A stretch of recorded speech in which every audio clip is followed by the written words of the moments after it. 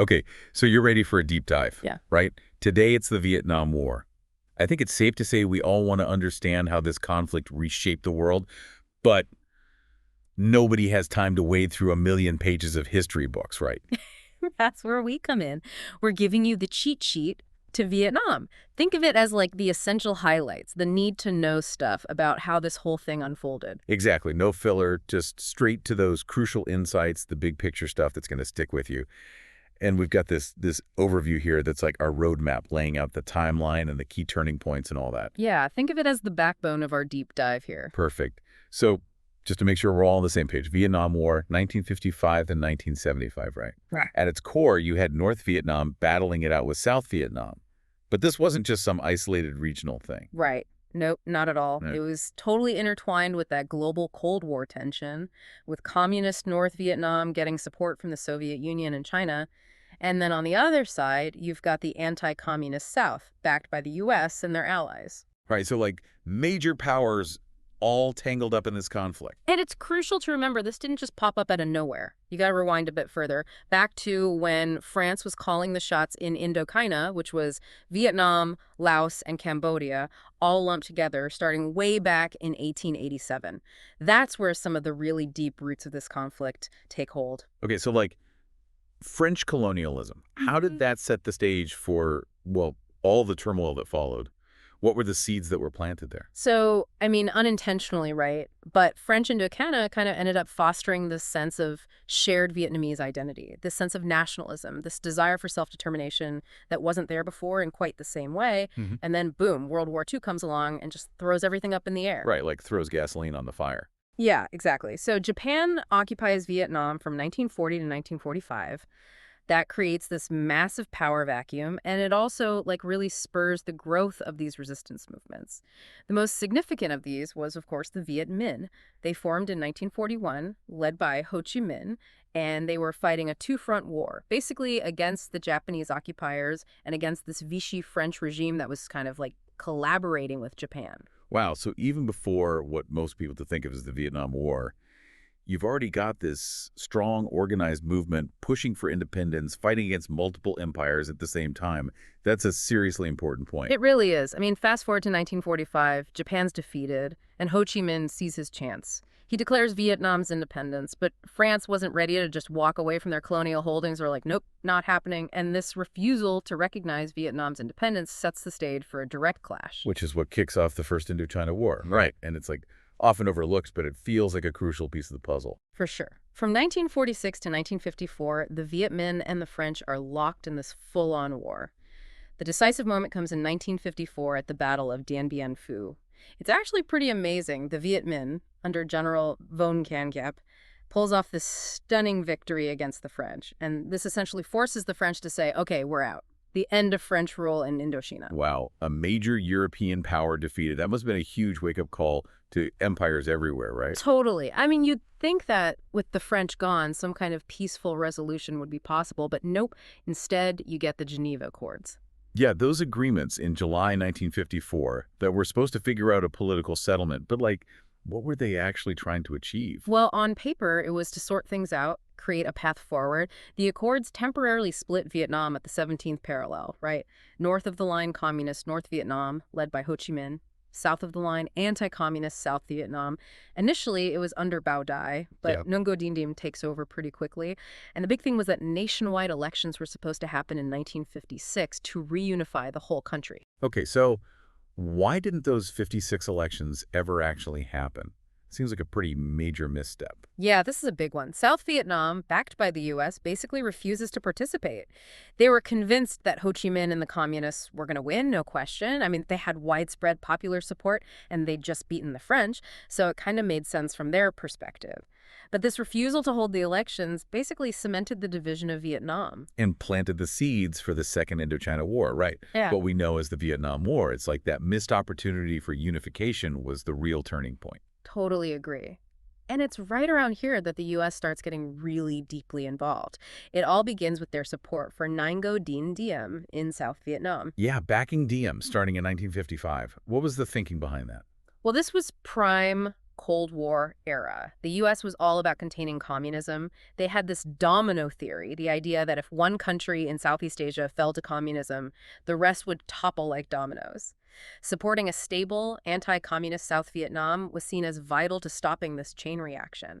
But from what I've read, Diem's leadership wasn't exactly the stabilizing force they were hoping for. Yeah, not so much. Diem's rule got increasingly authoritarian, and he was pretty unpopular. Between 1957 and 59, you see these communist insurgents starting to pop up in South Vietnam. To the Viet Cong, right. I know those were actually different groups that came together later. Exactly. By 1960, these groups officially formed the National Liberation Front, which everyone just called the Viet Cong.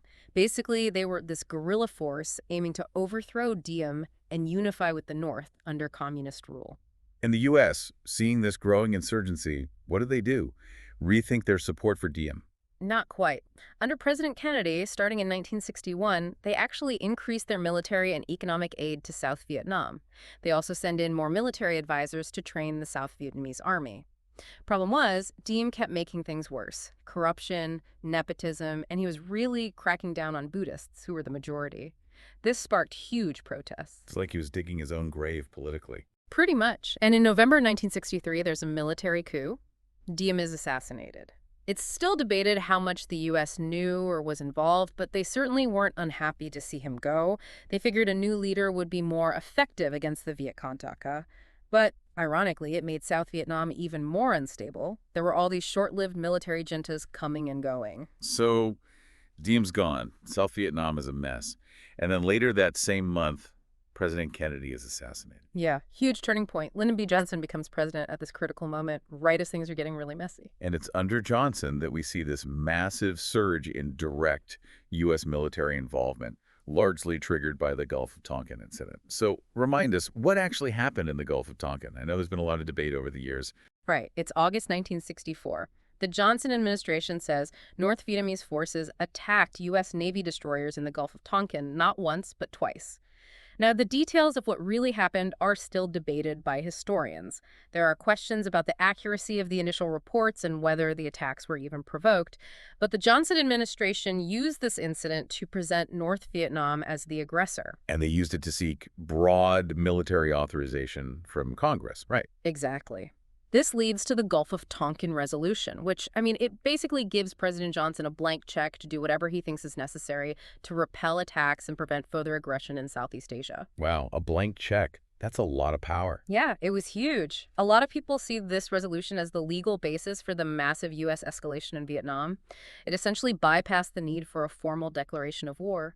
Johnson could deploy troops and conduct military operations without having to go back to Congress for approval every time. And that escalation really ramps up with Operation Rolling Thunder, right? Yeah. The bombing campaign.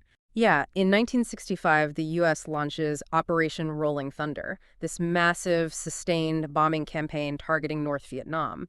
Their goal was to destroy North Vietnam's infrastructure, disrupt the flow of supplies to the south, and, boost the morale of the South Vietnamese government.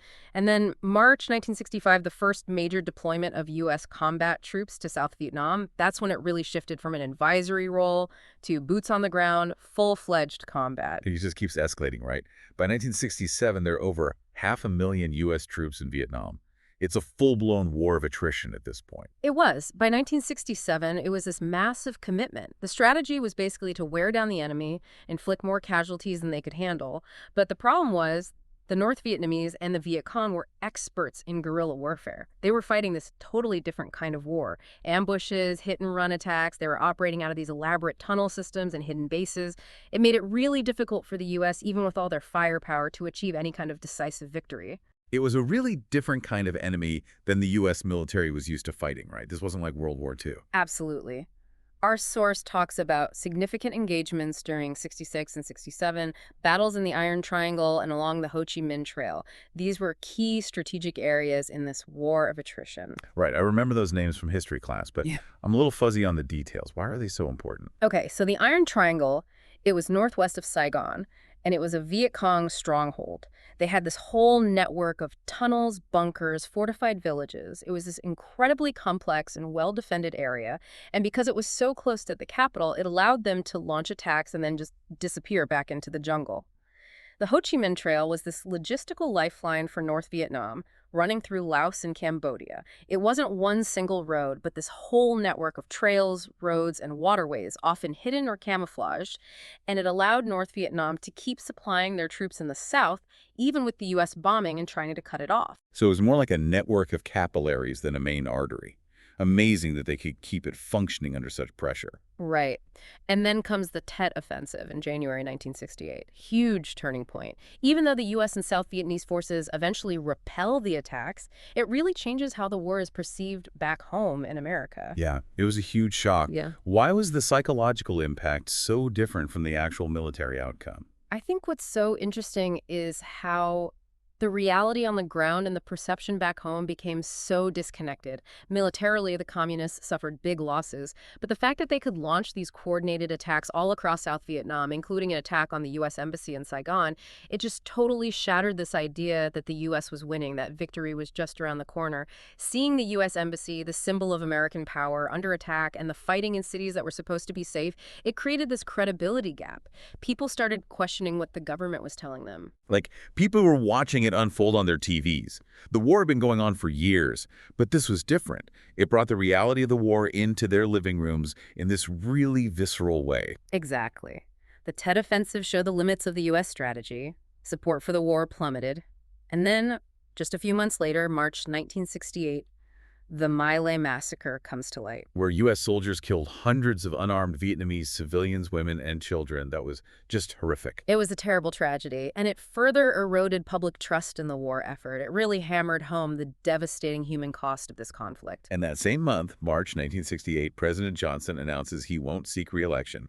That's how much this war was shaking up American politics. Yeah, Johnson was facing so much pressure, the country was so divided, his approval ratings were plummeting, he realized he couldn't win. So enter Richard Nixon, who promises peace with honor. He comes into office in 1969 and starts this policy of Vietnamization. What did that actually involve? So Vietnamization was essentially about getting the U.S. out of Vietnam. It had two main parts. First, gradually withdrawing U.S. combat troops, and second, making the South Vietnamese army stronger. Better training, more equipment, so they could take on more responsibility for their own defense. The idea was that the U.S. could disengage militarily while leaving behind a South Vietnamese force that could stand up to the North. It was about trying to create a way for the U.S. to leave without it looking like a complete defeat. Yeah, exactly. And then in 1969, Ho Chi Minh dies. Did that change things for North Vietnam? Good question. He was their leader for so long, you'd think it would have a big impact. You'd think so. Yeah. And symbolically, it was a loss for sure. But by that point, much of the day-to-day leadership had already shifted to other figures, like Le Duan. So in practical terms, it didn't really change their strategy or their commitment to winning the war. So the war grinds on. And Nixon also decides to expand the conflict geographically, right? There's the U.S. and South Vietnamese invasion of Cambodia in 1970. That caused a lot of controversy back home. It did. Huge protests. The goal was to disrupt the Ho Chi Minh Trail and communist supply lines that were running through Cambodia. But a lot of people saw it as just expanding the war, making it even more unwinnable. And it fueled the anti-war movement even more. I mean, you had the shootings at Kent State that year, National Guard troops firing on unarmed student protesters, killing 4. It was a really dark moment. And there was also the South Vietnamese offensive into Laos in 1971, supported by U.S. air power. What happened there? Yeah, that was Operation Lam Son 719. The South Vietnamese went into Laos, backed by U.S. air support but without U.S. ground troops. It was another attempt to cut the Ho Chi Minh Trail, but it failed pretty badly. The South Vietnamese army took heavy losses. It raised serious doubts about whether they could ever really handle the fight on their own. So another setback for Vietnamization. But despite all this, despite the ongoing withdrawal of U.S. troops, North Vietnam launches another major offensive in 1972. Right, the Easter Offensive. It was a massive conventional assault across multiple fronts. And the U.S. response was to unleash Operation Linebacker, another intense bombing campaign hitting major cities like Hanoi and Haiphong, even mining their harbors. They were trying to force North Vietnam back to the negotiating table in Paris. And that eventually leads to the Paris Peace Accords in January 1973. What were the main points of those agreements? Well, they called for a ceasefire, the withdrawal of all remaining U.S. combat troops, prisoner of war exchanges, and recognition of the South Vietnamese government. But the key problem was that they didn't resolve the underlying political divisions, and North Vietnamese forces were allowed to stay in South Vietnam. So the U.S. was out, but the conflict between North and South was still simmering. Exactly. It was more of a pause than a true resolution. And then in March 1975, North Vietnam launches its final offensive. The South Vietnamese forces just crumbled. And Saigon falls on April 30th, 1975. Mm. North Vietnam wins.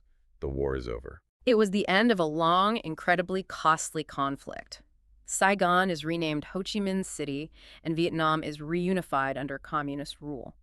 The human cost was just staggering. Over 58,000 American deaths and millions of Vietnamese deaths. Yeah. The financial cost to the U.S. was enormous, and there were huge consequences for Vietnam as well. Absolutely. The war devastated Vietnam's infrastructure and economy, and the new government set up re-education camps for former South Vietnamese officials and soldiers. It was a really difficult period. And the U.S. went through a lot of soul-searching too, right? This war had a profound impact on American society. It really did. It led to the War Powers Act in 1973, which limited the president's power to send troops into combat without congressional approval. And the war deeply divided the country. There was a lot of distrust in the government, a lot of social unrest, and many Vietnam veterans had a hard time readjusting to civilian life, dealing with PTSD and other trauma. It was a war that left deep scars on both countries. It did. But Vietnam eventually started to recover. In the 1980s, they launched these economic reforms called Doi Moi that opened up their economy and led to significant growth. And relations with the U.S. gradually improved. They normalized diplomatic ties in 1995. And culturally, I mean, the Vietnam War still looms large, right? It's inspired so many books, films, documentaries. It has. I mean, think about films like Platoon and Apocalypse Now. It's a conflict that continues to fascinate and haunt us. Okay, so we've covered a lot of ground here, from the French colonial period to the fall of Saigon and beyond. It's clear that this was a war with really deep roots and incredibly far-reaching consequences. It really was. We saw how a nationalist struggle for independence got tangled up in the Cold War, how foreign intervention led to immense suffering on all sides. We saw how pivotal moments like Dien Bien Phu and the Tet Offensive changed the course of the war, and how the U.S. ultimately withdrew, leading to a communist victory. It's a lot to take in, but hopefully people listening now have a much better understanding of this incredibly complex conflict. I hope so. I mean, it's an important piece of history to understand, even today. Absolutely. Yeah. And to you, our listener, we want to leave you with this question. How do you think the legacy of the Vietnam War shapes how we think about foreign policy and military intervention today? Have we learned the lessons of this war, or are we doomed to repeat the mistakes of the past? It's something to think about. Until next time. Thanks for listening.